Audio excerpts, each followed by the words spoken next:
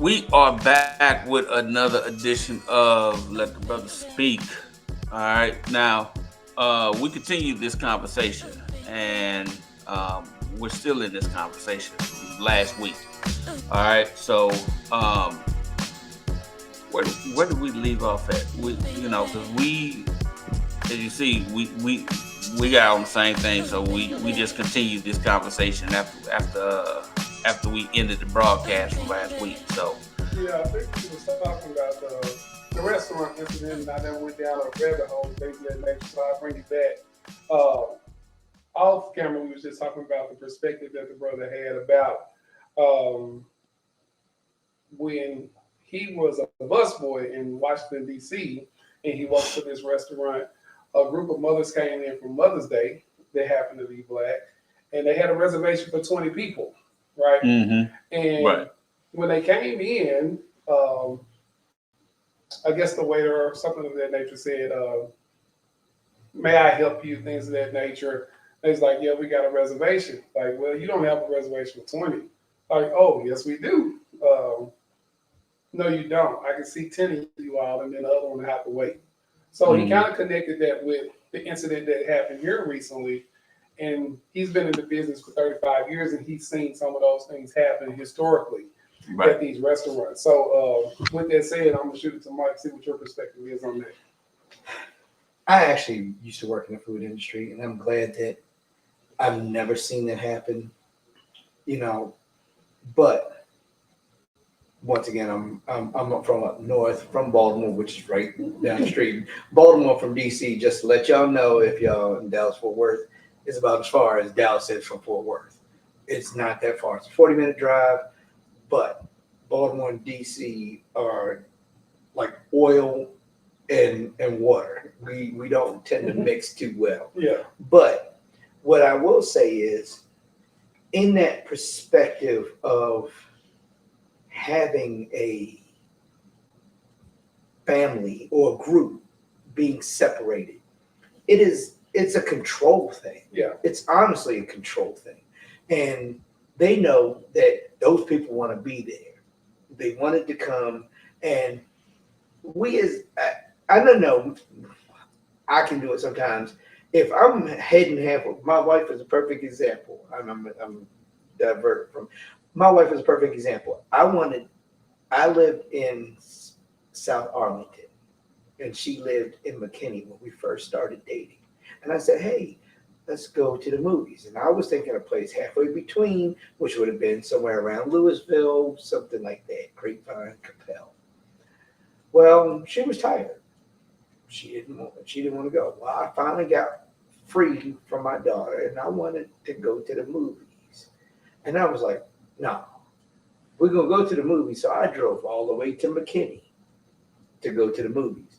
And we sometimes, as people, get stuck. We were like, I wanted to come to this restaurant. I want this, and they're not going to change because that's what they want.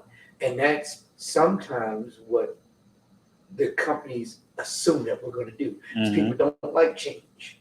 They don't want to change their reservation, go someplace else. This is not what we wanted, stuff like that.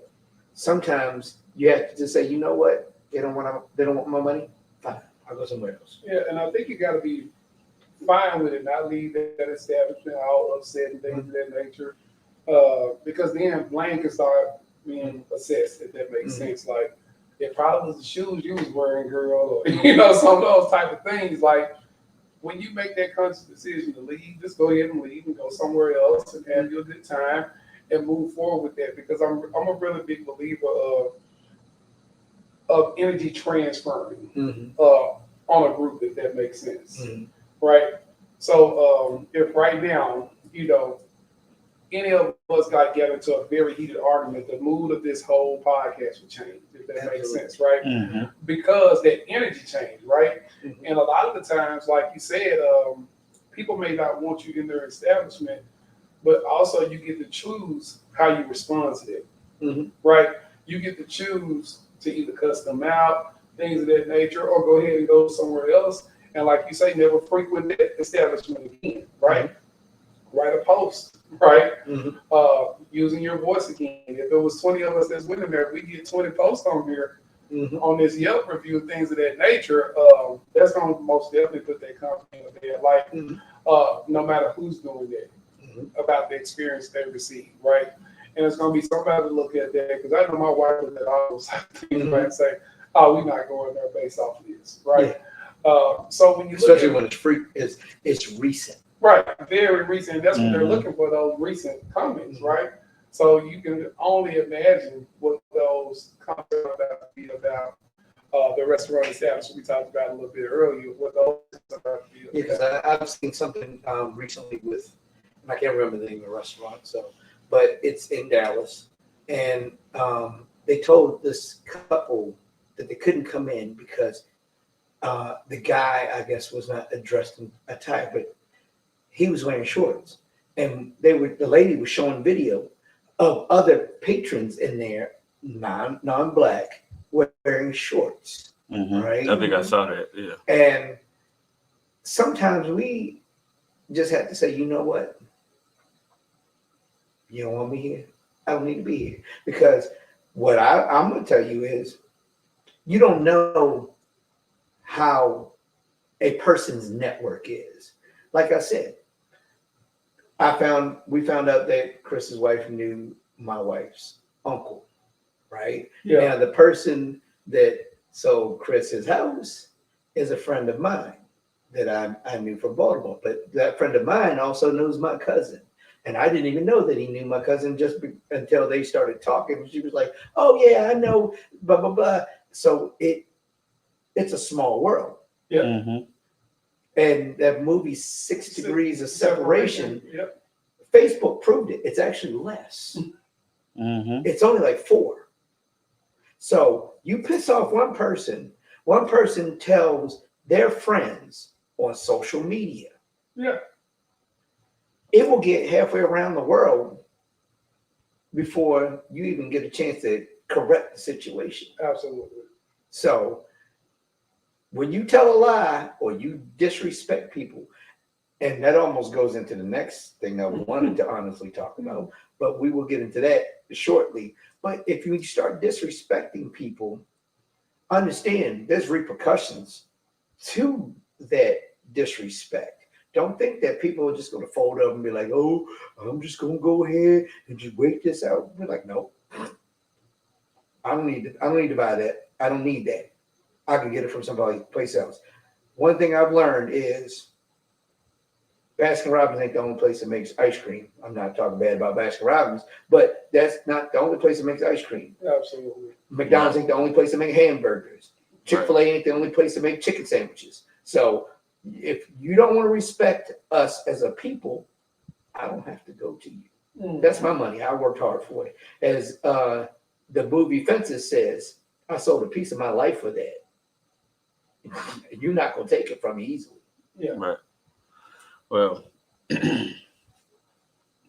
I'm always gonna play devil's advocate. So, but it just goes back. I just feel like like I said, I love my people. I love us to death. You know, but I still don't see. You can make all the reviews you want, and there. I tell you what, there was one time I did see everybody come together. Take Mike Brown situation in Ferguson. Okay, everybody came together to go loot some stores. You know, Well, we did come together for a again, Million Man March.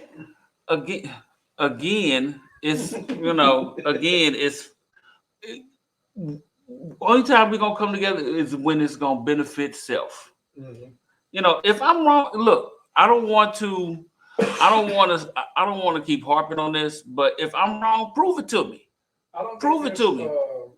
any different like when we're talking about the vote, right? Mhm. Right, Everybody's voting for self-interest. right. We're all going to vote for ourselves, but I'm Yeah. talking about as far as when it comes to shutting down certain establishments, not giving our money to certain establishments. You have a lot of people that still gonna be like, nah, I still F's with them. Nah, nah, they ain't been they ain't. they Yeah, haven't yeah, done we anything to me personally. Yeah. You know, so nah, I'm still rocking with them. You know, um, it's sad that we become like this. We can't stick together. We can't, just because I say, well, this place did me wrong. Well, they did you wrong. They ain't never done that. I ain't never done nothing like that to me. So I'm still go over there. Until they do them wrong, that's when they'll open their eyes up and see. But how often does that happen? Yeah. But you do that same thing with friendships. Like people do that all the time. Somebody may do this person like that, and you say that person ain't did me like that. Right. White, black, or indifferent. So I think that's just. I don't think that's black people. I think that's just human nature, if that makes sense. Like Mm-hmm. I'm always going to do what's in the best interest of me in mind. I think Mm-hmm. that's what. Why do you think the 1% keep getting richer? I mean, why do you think the poor keep getting poorer? They're perpetuated into a cycle, and I think that you're right now, if that makes sense, Mm-hmm. right? You're right now, but I also believe that there is, and believe, that means that there is some doubt there, right? To believe in something, you have to have doubt that it possibly won't happen. But if you know, that's totally different. But I believe that there is an awakening. There is people that's getting on the same page, and we're going to see a revolution in a way that you haven't seen that before. I'm all for it. Let's go. Let's go. Let's go. Because I keep saying the Civil War is coming. Yeah. Oh, yeah. I keep saying we on the verge of a civil war. I do believe that. Absolutely. I do believe that we can't come together, but it's gonna happen. It's gonna happen. Um, I'm not sure when, but yeah, we on the verge of that civil war. It's coming, and that's when a whole lot of people are gonna get woken up. Yeah. So So then it'll be about self-interest again too, right? yeah. Because it's gotten to the point where it's probably physically harming you, if that makes sense. Mm-hmm. But I think what you're more alluded to at this particular point, which is maybe even more detrimental, is that mental warfare that's happening against us, right? Mm-hmm. And we're falling into different cycles and letting certain psychologies enter our thoughts, where we keep perpetuating those cycles. So it's probably even more of a detriment because when the Civil War, the revolution comes, then you're going to be stuck in that mindset, right? Mm-hmm. And you're going to be like, oh, just give an example. That happened to my neighbor, but not to me. Right? Right? Well, there was a I don't know if it was a poem, but it kept saying, well, it happened to these people, but no one stood up. And then it happened to these people, and no one stood up. And then it happened to these people, and no one stood up. And then it happened to me, and there was no one to stand for me. See, people don't realize that oppression happens not because it's convenient. What it is because they know people are complacent. Yeah. If you, and I'm the type of person, and my political views are like this. I agree with supporting Ukraine. Now, I really don't want my money being sent over there, but I do agree that we should not allow some country to just say, hey, you know what, we want it back and therefore take it. Just like I don't agree with Israel trying to take the land from the Palestinians because you're doing the same thing. So why are we sending our money to Israel? And people go, oh, that's anti-Semitic. I said, no, we agreed as a world that these Palestinian people would have that land. And then now all of a sudden you're saying, oh, no, it was ours. We want it back. Now, what if the indigenous people of this country said, you know what? We want our country back, and they're going to take it, right, by storm, whatever the way they want to do it. Or the people from Mexico say, hey, Texas was part of Mexico at one point, and they decide they want to take it back. Is it right for Mexico to take Texas back? We're going to all want to fight to keep our land. Mm-hmm. Yeah. So that's why I don't agree with somebody saying, "Hey, I just want this back." You know, we agreed that we're not going to fight over this, and this was something that was agreed to 50 something years ago. So let it be. Stop being Zionist. Stop trying to take over stuff. Ukraine is its own country. They have their own leader. Leave them alone. Let them be.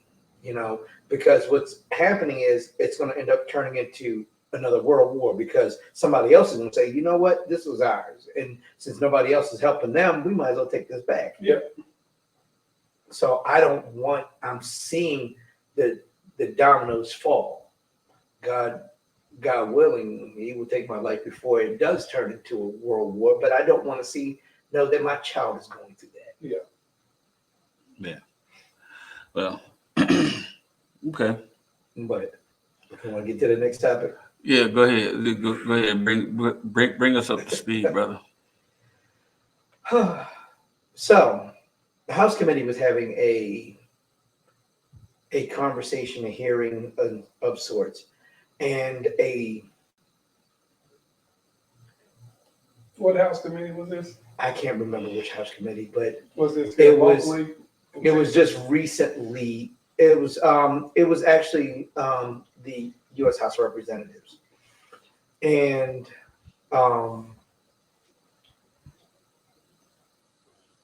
there was a a representative from Texas. Her name is Jasmine Crockett, that was personally attacked by our appearance because Marjorie Taylor Greene got to talking about something and then made alluded to the fact that something was fake, like Jasmine Crockett's eyelashes.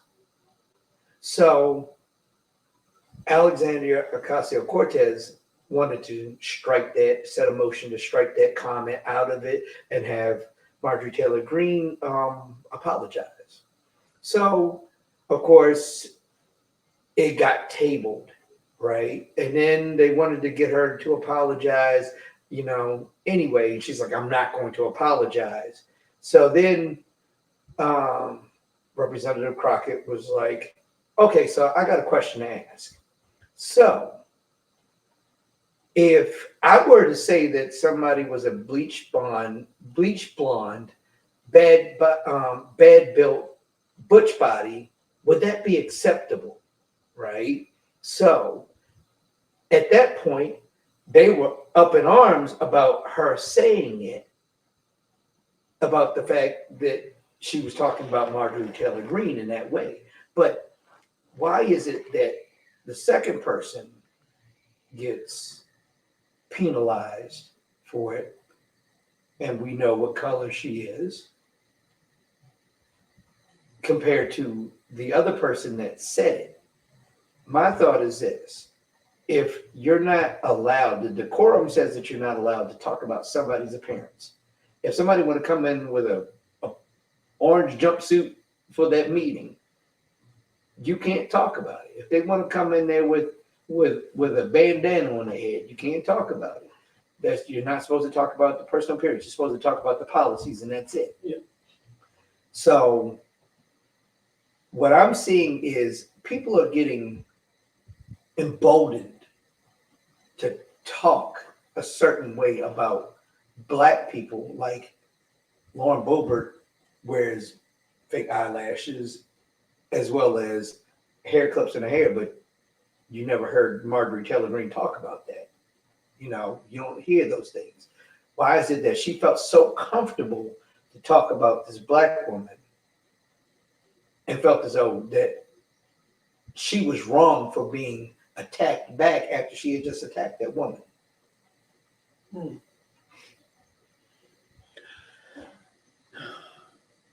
Well, I think it's because too often we sit on the sidelines and let things happen and um, don't. We want to keep our composure. I feel like, and I've said it before. Sometimes sometimes you have to deal with people in a way they understand. Hmm. And so on that, as far as black people, I have always said that technically, I mean, yeah, you look at us on the news, you see us on the news, we have a lot of see when violent crime happens, who is it? Black people. Yeah, But he it's always looks against at us. but it's usually against our own people, Mhm. against us. We need to dispel that energy and turn it towards the other way. And I say that only because other ra- other races have used violence to get what they want. White, Asian, Mexican, whatever. Other races have used violence to get what they want. What do black people do? Link arms. We're gonna march and wear out our shoes and sing "Kumbaya." We will overcome. No, it's been long past time. Don't take up that violence on each other. Take it up against them.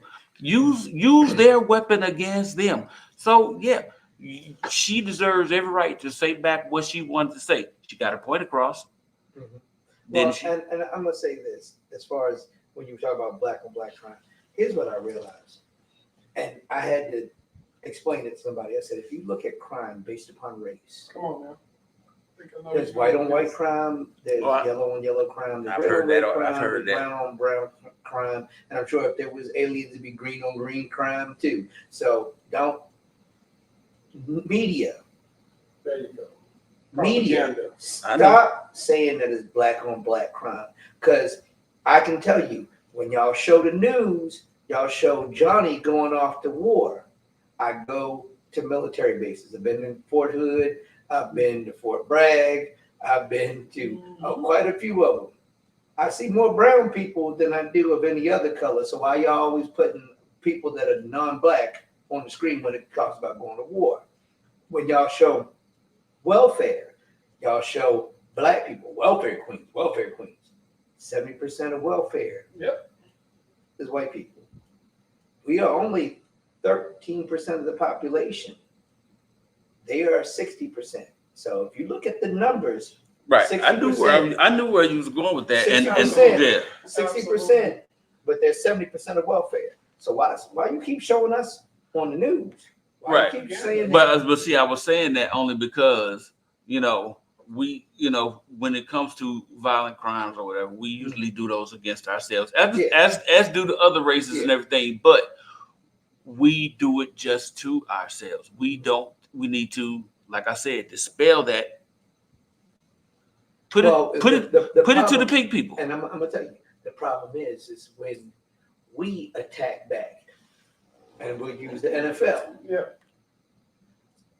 The first person that hits ain't the one that normally gets the penalty. So when we Second. retaliate, we get the punishment. You figure if you look at the average jail, almost 80% of that's black. Or reactionary, right? Yeah, 80% of it's black. But once again, what did I say? We 13% of the population.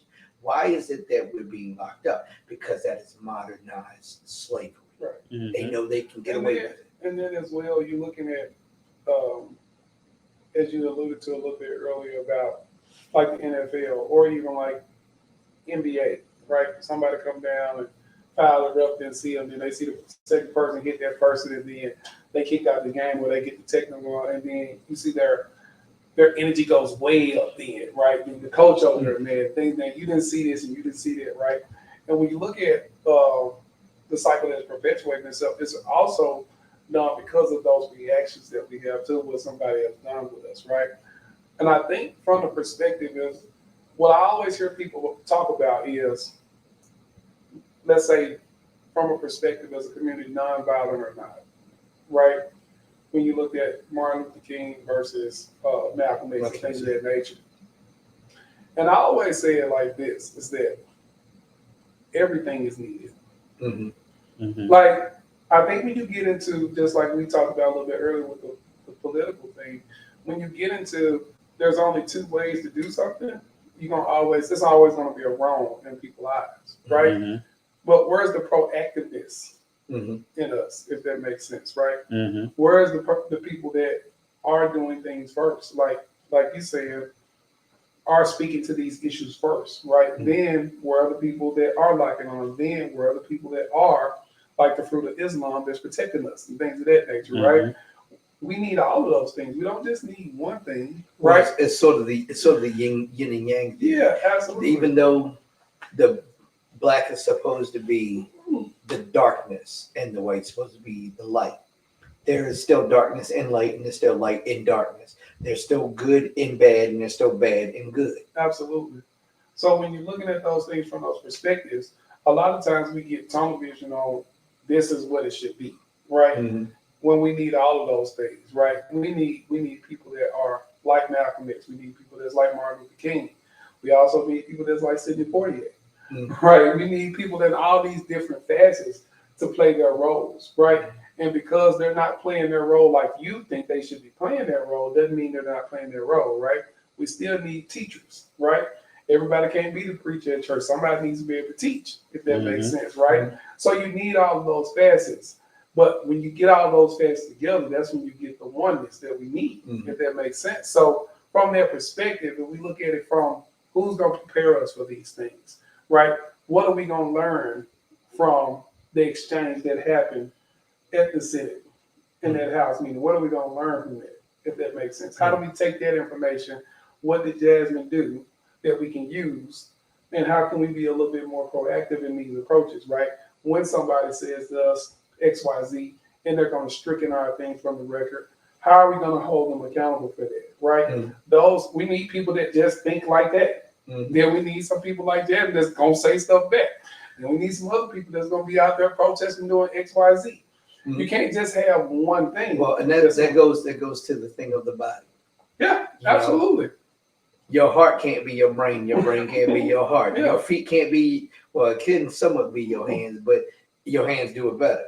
You know, your hands may not run as fast as your feet could, or take the punishment of running that your feet can take. Right. You know, so you have to, every piece of that body has a meaning. A function, and it's significant, right? And it's significant. So that's where we as a community have to say, okay, we have our soldiers, we have our planners, we have our leaders, we have the people that transport those resources.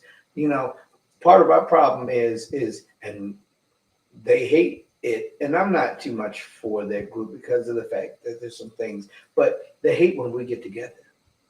They hate it when we get together. Every time we get together and we start progressing, we can go Rosewood, we can go Black Wall Street, we can go name any of those times where Black people have gotten together and started to rise up. Anytime we try to come together and rise up, they're gonna tear us down. But guess what? We just gotta keep rising. I mean, your grass, you cut it up every other week, but guess what? It grows back. Yep. You can't cut it once and think it's good. It's good.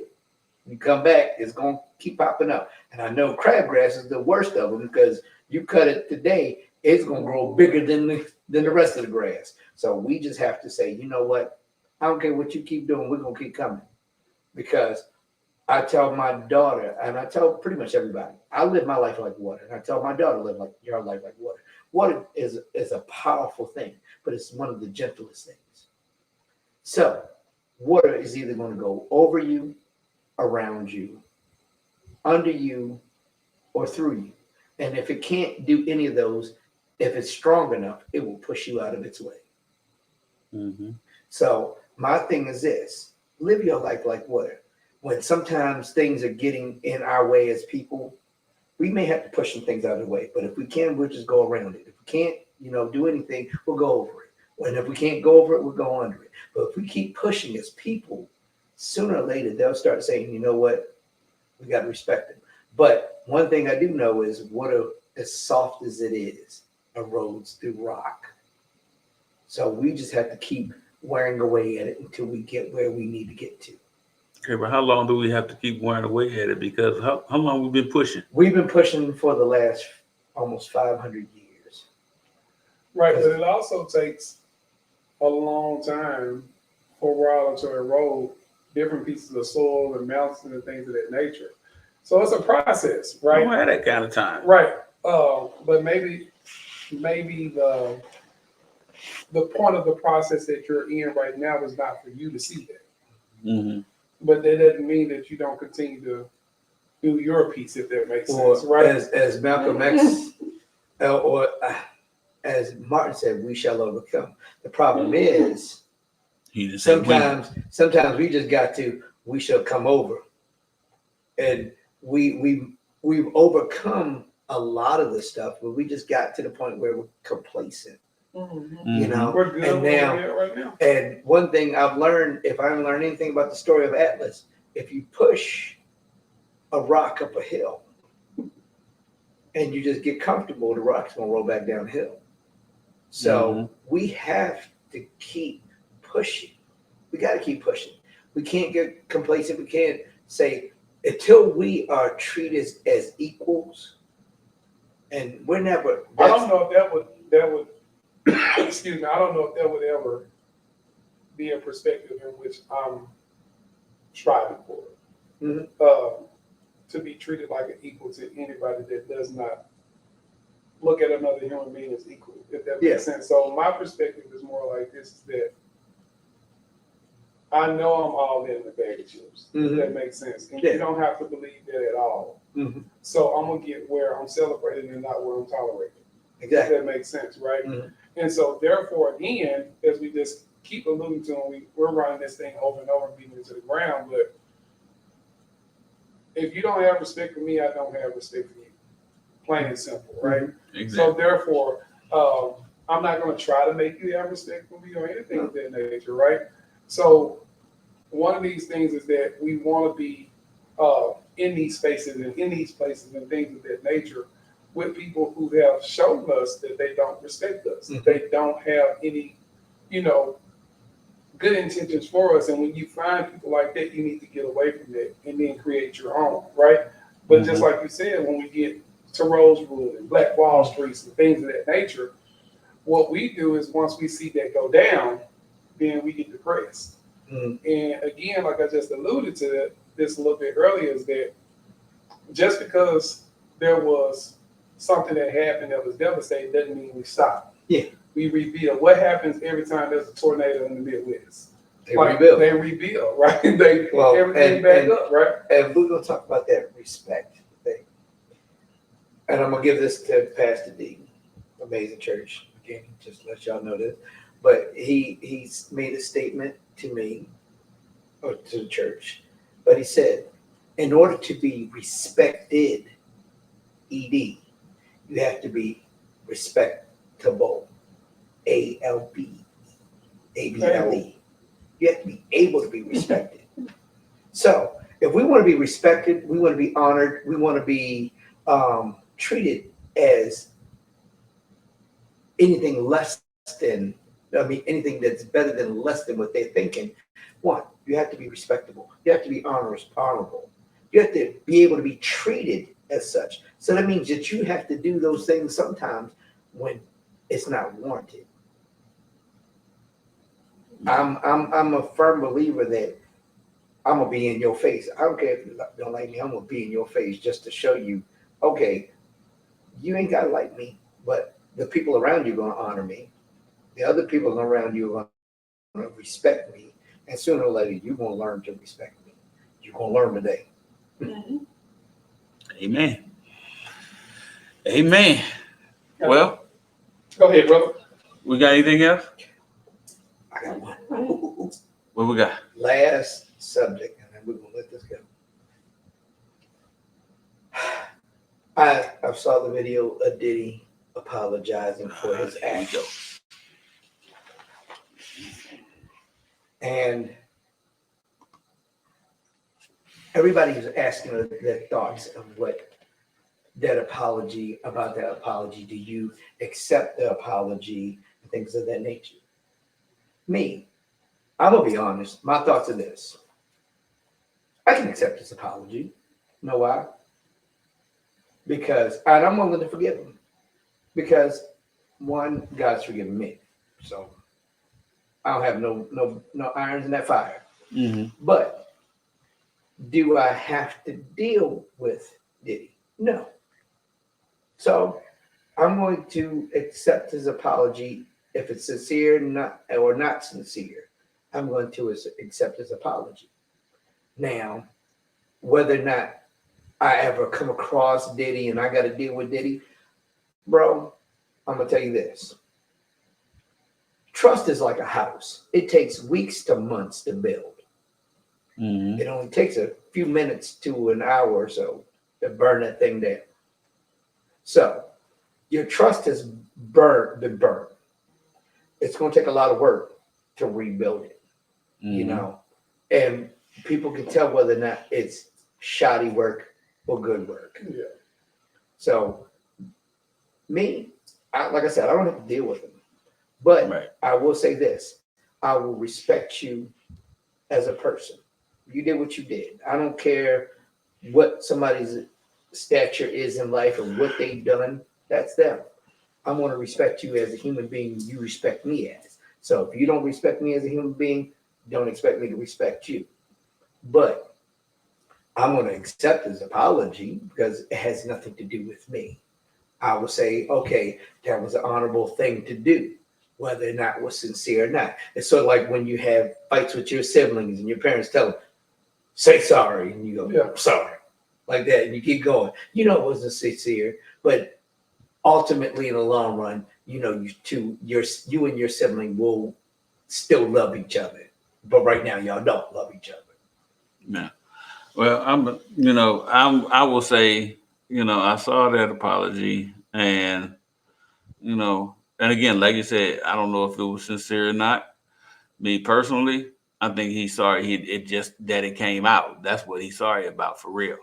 He thought he was going to sweep it under the rug, and it was never going to come to light. But everything you do come to light. Um,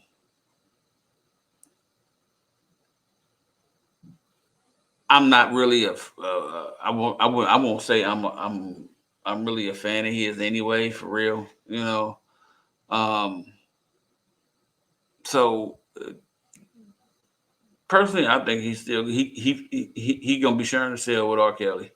Wow. You know, hey, it is what it is. I said what I said. Yeah. I guess I'm not either for or against the apology from a lot of different points of view, but just from the perspective of he made the apology. I think it could be some situations or in his mind where he is sorry he got caught on camera and things of that nature. But there also could be some contrition, for doing something like that to a woman, if that makes sense. Mm-hmm. But I also think there again those power dynamics come into play as well. When you always got people that does what you say, when you always got yes man and things of that nature, and then this person that pretty much probably said yes to you pretty much all the time, you feel like you just don't walk out on me. I think it had more to do with like that power dynamic than more than just I don't like you or something like that. Like you ain't doing what I'm telling you to do. Almost like you my dog or you my you my Mm-hmm. property, Your property, yeah. right? And then it perpetuates itself from the standpoint where we talked about how long have we been in a situation like that. You look at the 400 years of slavery and things of that nature, right? And the type of things that was displayed on our women, displayed on us, if that makes sense. When it comes to the beatings, the rapings, and things of that nature. And then we see those things and can't do anything about it. And then you end up perpetuating that thing, and your ancestors' trauma goes along with you. Mm-hmm. He was one of those people as well that father got killed, Mm-hmm. in the drug game. Right? Mom never told him about that until he got to Howard. He didn't. He started researching and found out this information. So a lot of trauma's going on there. Don't know if that trauma has been processed and things of that nature. But hurt people, right? And when you see things like that, my mind automatically goes like to some of the kids that I work with that I've seen do some things of this nature, things of that nature. Like, why would he be doing something like that? Mm-hmm. Not the act, because the act a lot of times is just a symptom, if that makes sense. Like, uh, do I think that he did really go get counseling and things of that nature. I would hope he would. But even in that counseling piece, there's some things that you're gonna have to do for yourself outside of counseling. Right. As you said, you're gonna have to build that foundation back, right? If you're trying to do anything within the music business, which I'm kind of agreeing with you, I don't think he would ever do those things again. I think he will be incarcerated. Probably not off of that because I think the statute of limitations is up on that, but the court of public opinion is going to make sure, again, you alluded to this a little bit earlier. If there's something negative, we're going to be on it, right? Mm-hmm. From their perspective. But the court of public opinion is going to ensure that this stays in the cycle until something happens to this person, right? Also, what's going to happen as well is that there's going to be something that's going on from a political standpoint as well that's going to get skimmed past us, right? That we're not going to see because we're so involved and enthralled with this particular piece as well.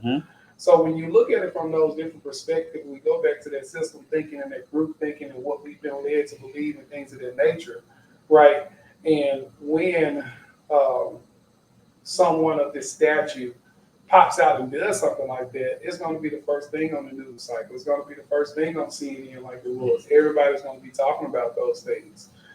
But what does that do for us? What kind of conversation then do we have with our kids? Right, because it's a perfect opportunity to have those conversations, right? What conversations do we have with our grandmothers? There's some of this stuff that happened to them. See, You see what I'm saying? my thought would have been when he settled that case. They said that he settled that case with Cassie Like the a next couple day. days, a couple days later. Something like that. But my thought is this: if he would have gotten ahead of it and said, "You know what?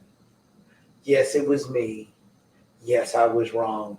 I apologize. But he waited till the video came out. That's where it all was. And better. that's why I say he's sorry that he ain't sorry. He's sorry that But it came like I out. So he never thought it would get out. Exactly. But Like I said, I'm gonna forgive. yeah, I don't have no skin in that game. Yeah. Exactly.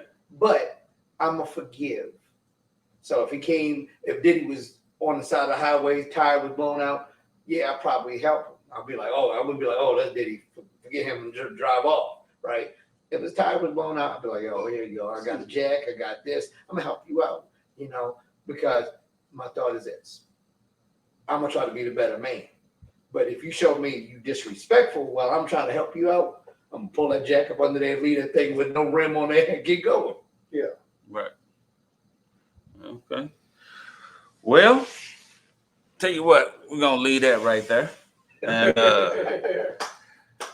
we gonna call this one a wrap as well. This one was a little shorty. Okay. Probably because you know what, like I said, we continued the conversation from last week, and we still sitting here. So yeah, it's been a long night. It's been a long episode, long 2 episodes. So, but in the meantime, like, share, subscribe, tell a friend, and hit that thumbs up button because it helps us out in the long run. All right, can we at least come together on that? I know I said a lot, but can we come together on that? Yeah, hit that button. Let's come together on that. Right on. All right, in the meantime, you all be blessed. Have a good week, and we will see you next week. Yeah, let the brother speak. Let the brother speak. Good night, everybody. Let the brother speak.